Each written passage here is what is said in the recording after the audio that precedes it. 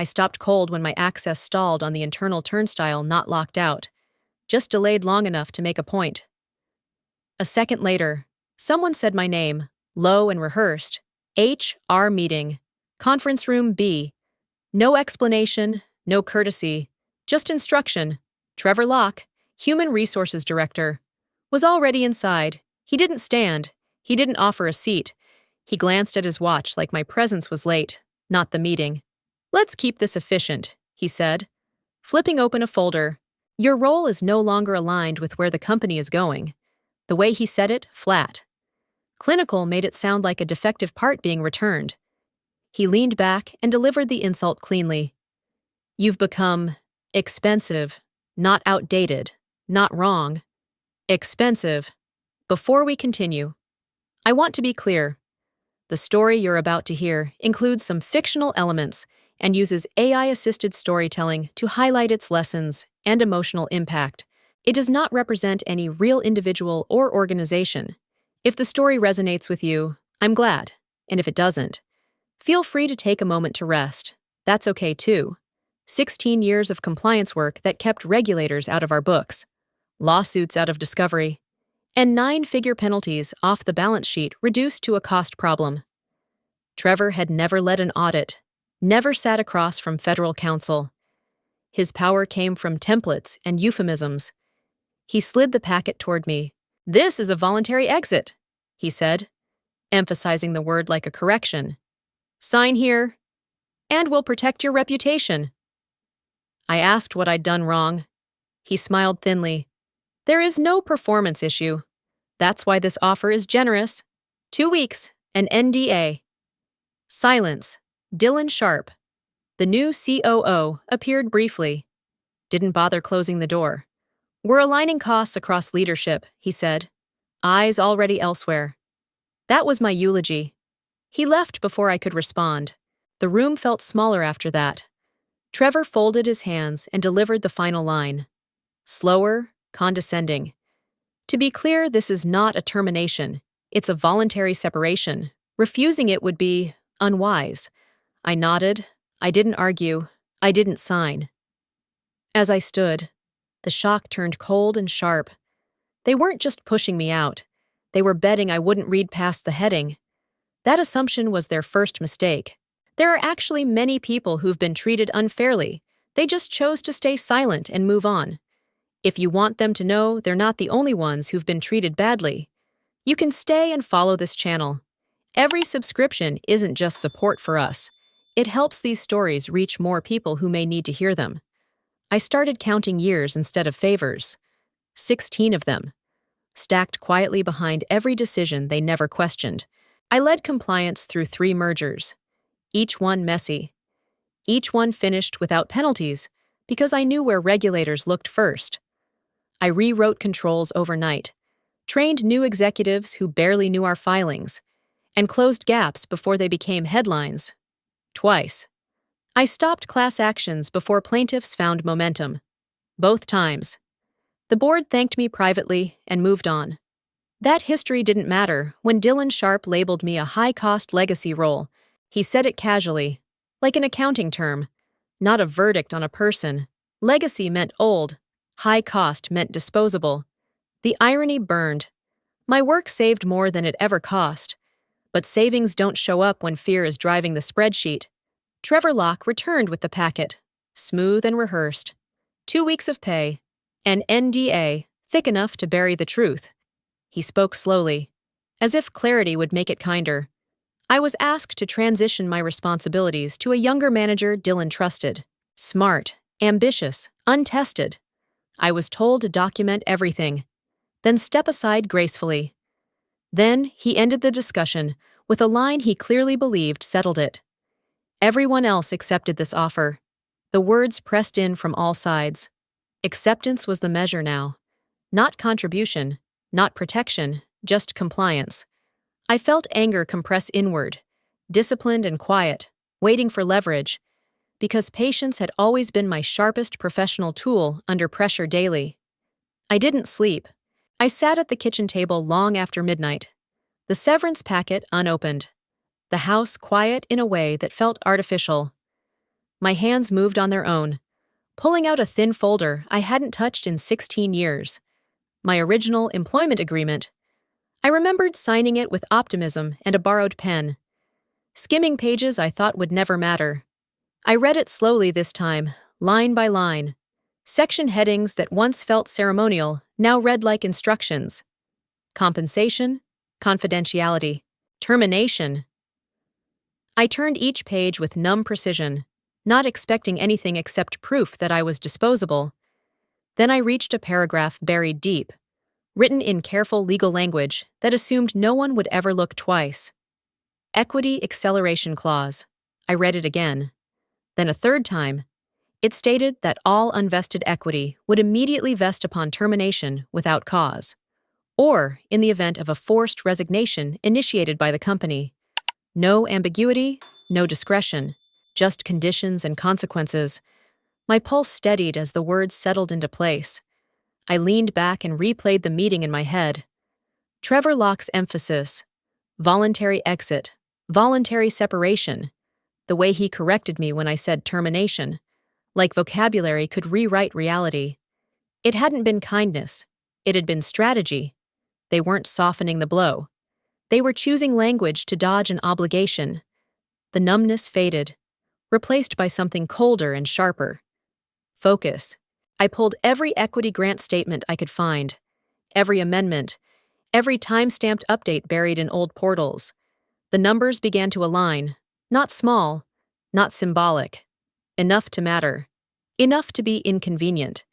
They hadn't just pushed me out. They had tried to erase me cheaply, assuming loyalty would keep me quiet and exhaustion would keep me compliant. Sitting there, contract open, clause highlighted. I understood the mistake they'd made.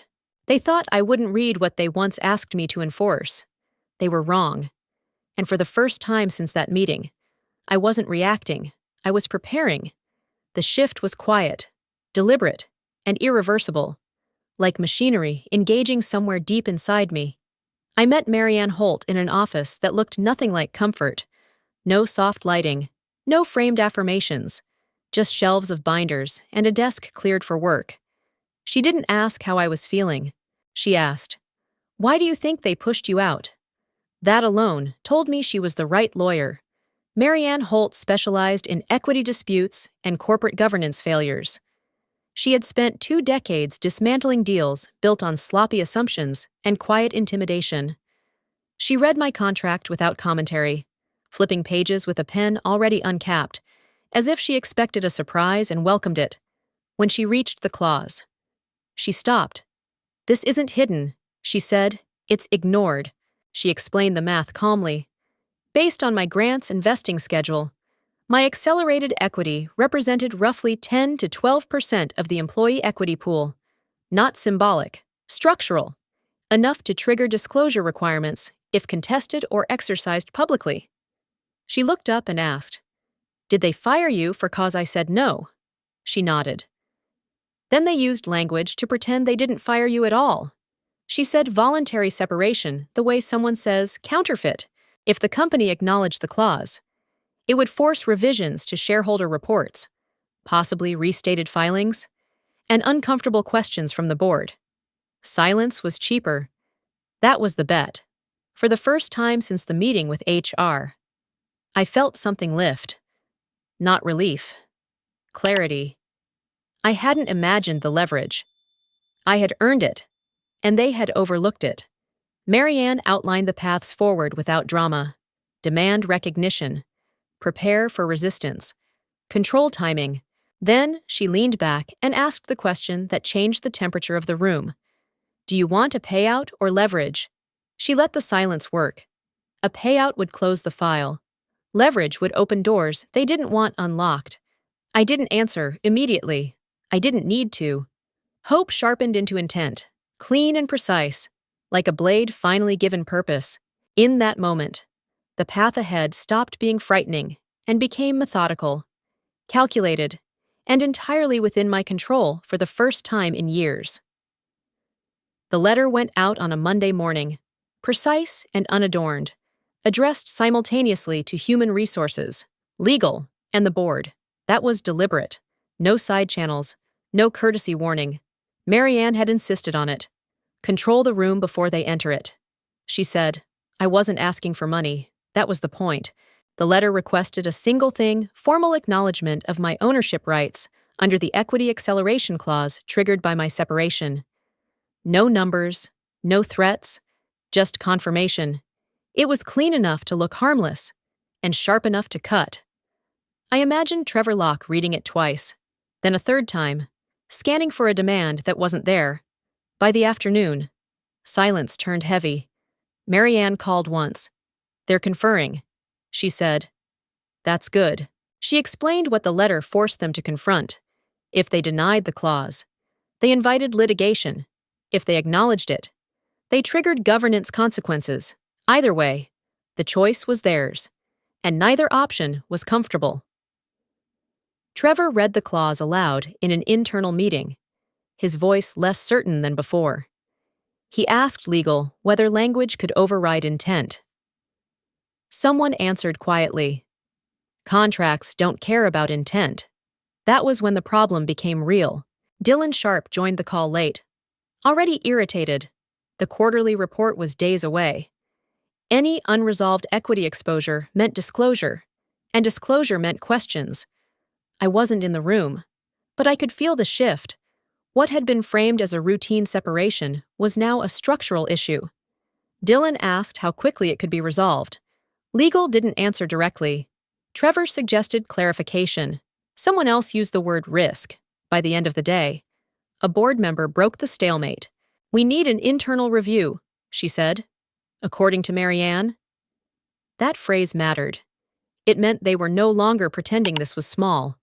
I closed my laptop. Steady. I hadn't demanded compensation. I had simply asked them to recognize what already existed. Control didn't come from force. It came from precision.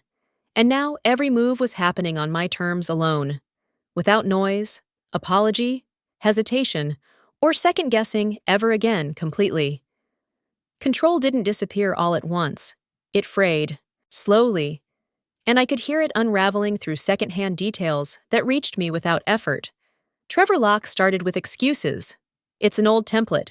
He told legal. There was miscommunication. The words sounded thin even before they left his mouth. Templates don't erase contracts. Miscommunication doesn't rewrite signatures. Legal reviewed the clause again, this time without Trevor narrating. The conclusion was blunt. This provision can't be voided, someone said. No workaround, no retroactive fix. The language was clean, enforceable, and triggered exactly the way Marianne said it was. That was the moment Trevor stopped explaining and started deflecting. By midweek, people were whispering, not loudly, carefully, the kind of whispers that mean something dangerous is circulating. I heard it from a former colleague who hadn't spoken to me since my exit. You know you're technically a shareholder now. Right, she said, half joking, half afraid. The phrase stuck. Technically, as if facts were negotiable, inside the company. Meetings multiplied, calendars filled. Trevor repeated himself, trying to shrink the problem with repetition. Dylan Sharp was less patient. The quarterly report was approaching, and unresolved equity exposure was no longer abstract. Disclosure requirements didn't care about intent or embarrassment. They cared about accuracy. Legal began asking uncomfortable questions. How many separations had followed the same template? How many agreements included similar clauses? Trevor said it was rare. Someone checked. Silence followed. I imagined the moment clearly. The pause where confidence gives way to arithmetic. The shift became official when the board stepped in. One member cut through the noise. We need a full audit, she said. 5 years of termination records. No hedging, no delay. The room went quiet after that. Audits don't negotiate, they measure. I didn't celebrate. I didn't need to. The satisfaction stayed contained, disciplined, almost professional. They had tried to simplify me into a line item. Now the system they trusted was turning inward. Examining itself, I hadn't raised my voice or demanded justice. I had let their structure do the work. And it was only just beginning. I walked into the boardroom without a badge, without a title, and without asking permission. That absence changed everything. No one offered small talk. No one pretended this was routine. I wasn't an employee anymore. I was a variable they hadn't priced correctly. Trevor Locke opened with politeness, sharpened by nerves. He slid a document across the table and said, "We believe a private resolution is in everyone's best interest." The language was careful, a settlement, confidential, an NDA broad enough to erase the last 16 years from memory. He avoided the word equity entirely, like saying it might summon consequences. I didn't touch the paper. I told him I wasn't there to negotiate silence. I was there for recognition, a formal acknowledgement of my ownership, I said. Steady, recorded, accurate, public if required. The room stiffened. Trevor tried again. Softer this time.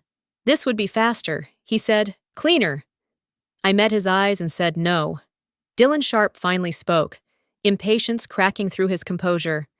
He warned that litigation could take years, that delays hurt everyone, that the company was prepared to defend itself aggressively. The threat was procedural, not personal, and it fell flat. I had already waited 16 years to be heard. Time wasn't leverage anymore. Marianne leaned forward and ended the performance. "There's another consideration," she said calmly. She explained that equity suppression across multiple separations could expose the company to collective action from other affected shareholders. Not speculation, precedent. The word class settled into the room like weight. No one interrupted her. Dylan stopped tapping his pen. Trevor stared at the table. The implication was clear. This wasn't about me anymore. It was about pattern, disclosure, and risk multiplying beyond control. I remained quiet. Power didn't require repetition. I watched the balance shift, measured and irreversible. I hadn't raised my voice or issued ultimatums. I had simply refused to move. When the meeting ended, no agreement was signed. That was fine. Silence followed me out, heavy and respectful. And for the first time since my exit, it worked in my favor, without hurry, without apology. Pressure changed the tone of the next meeting before anyone spoke. I could feel it in the way chairs scraped, and no one met Trevor Locke's eyes. Dylan Sharp took control immediately. Voice sharp, posture rigid. This situation was mishandled by HR. He said, "My team relied on process guidance. It was a clean deflection, executed fast. And Trevor absorbed it without protest." Trevor tried to respond. He mentioned templates again, used the word miscommunication like a shield. No one backed him. Legal didn't look up. A board member interrupted him mid-sentence and asked for clarification on governance exposure. Trevor stopped talking after that. Isolation is loud when it happens in public. I waited until the room settled, then spoke once. I laid out a simple timeline. Each week this remained unresolved increased disclosure risk. Each delay raised the likelihood of restated filings, shareholder questions, and regulatory scrutiny. Time isn't neutral anymore. I said, it compounds. I wasn't threatening. I was documenting reality. Dylan pushed back. Irritated now, he argued that disclosure thresholds were flexible, that intent mattered, that internal review could buy time. Marianne answered calmly. "Intent doesn't change reporting obligations," she said. "Patterns do." The word hung there. Heavy. The discussion turned procedural, then personal. Dylan asked Trevor directly why the clause had been missed. Trevor opened his mouth, closed it, then tried again. "It wasn't standard," he said. "We didn't anticipate." Dylan cut him off. "That's not an answer." Silence followed, stretched thin, finally. The board chair spoke. Her voice was controlled. "Final. We can't assess risk while the source of it manages the process," she said. "Effective immediately. Trevor Locke is placed on administrative leave pending internal investigation." No one objected. Trevor didn't argue. He gathered his papers with shaking hands and left without looking at anyone. The door didn't need to close loudly. The damage was done. I exhaled slowly. The tension didn't release, it sharpened. The system was turning inward now, and nothing about that process would be gentle. What came next would be unavoidable, documented, and far more expensive than silence alone. They didn't announce the decision. It arrived quietly, wrapped in formal language and calendar invites that avoided emotion. The company agreed to recognize my equity in full, calculated at market value, effective from the date of my separation. No negotiation, no hedging, just compliance with terms they could no longer deny. The NDA disappeared first. Legal phrased it as a mutual release. But the meaning was clear. Silence was no longer required. The agreement acknowledged ownership, removed restrictions, and documented everything in writing. Next came the policy changes. Human Resources issued revised procedures for separations involving equity, adding layers of review that hadn't existed when Trevor Locke ran the process. The system corrected itself, not out of remorse, but necessity. Trevor's termination followed without ceremony. No announcement, no farewell message, just a vacancy where authority had been. I didn't take satisfaction in that. Accountability doesn't need witnesses, it just needs permanence. The board framed it as a failure of oversight. I understood it as consequence. The payment arrived in scheduled transfers, precise and complete. Enough to close the matter cleanly. Enough to make the lesson unmistakable. I reviewed the documents one final time, checked the numbers, and signed acknowledgement of receipt. The case was resolved on paper, but not finished in practice. I made a choice they didn't expect. I didn't liquidate everything. I sold enough to settle the dispute, but I retained a meaningful portion of my shares. Not sentiment, strategy. Ownership carried rights, and I intended to keep them. Remaining visible mattered more than exit. When the final confirmation came through, I felt nothing dramatic, no relief, no triumph, just alignment. The rules had been enforced as written. The imbalance corrected itself without apology or spectacle. That was justice as I understood it. Cold, procedural, and exact. They had tried to erase me quietly, instead. The ledger stayed open, and my name remained where it belonged. I watched the structure move forward, unchanged on the surface. Knowing influence now traveled silently through ownership, governance rights, and memory that could not be edited out again or ignored by them. I didn't celebrate when it was over. There was no champagne, no post, no victory lap.